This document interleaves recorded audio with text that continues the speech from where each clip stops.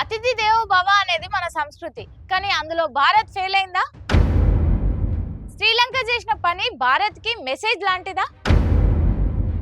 ఎందుకు ఇట్లా అంటున్నా అంటే రీసెంట్ గా మన ఇండియా విజిట్ కి వచ్చి తిరిగి వెళ్తున్న ఇరానియన్ షిప్ ఐరిస్ డేనా అనే షిప్ మీద దారుణమైన అటాక్ జరిగింది.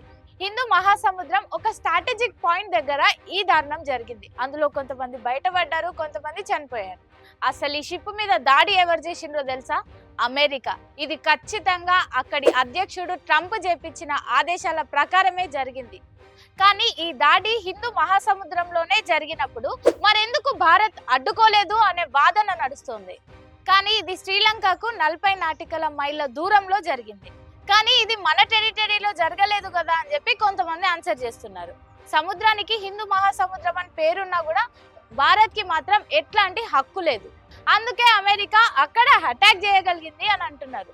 కానీ వాళ్ళు మన గెస్ట్లు కదా, మన ఇండియాకి వచ్చిండ్రు కదా, అయినా కూడా భారత్ స్పందించలేదు, క్వశ్చన్ చేయలేదు అంటే అసలు ఏంది, వెనకాల ఏం నడుస్తుంది అనే వాదన నడుస్తుంది. ఇక్కడే శ్రీలంక తన పెద్ద గుణం చూపెట్టింది. వాళ్ళకు 1 మంత్ ఫ్రీ వీసా ఇవ్వడమే కాకుండా వాళ్ళని జాగ్రత్తగా చూసుకుంటామని చెప్పి మాటిచ్చింది. మన గెస్ట్ల మీద దాడి జరిగితే భారత్ సైలెంట్గా ఉందేమో కానీ శ్రీలంక అట్లా చేయలేదు. అది చాలా చిన్న దేశం, అయినా కూడా ముందుకొచ్చి మానవత్వాన్ని చాటుకుంది.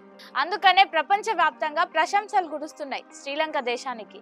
గెస్ట్ కి రక్షణ ఇవ్వడంలో భారత్ శ్రీలంక కంటే తీసిపోయిందా, లేకపోతే గ్లోబల్ గా జరుగుతున్న పరిస్థితులను చూసి సైలెంట్ గా ఉందా, లేకపోతే ఇందులో ఏదైనా పొలిటికల్ స్ట్రాటజీ ఉందా? శ్రీలంక చేసిన పని భారత్ కి మెసేజ్ లాంటిదా? దీనిపై మీ ఒపీనియన్ ఏందో కామెంట్ చేయండి.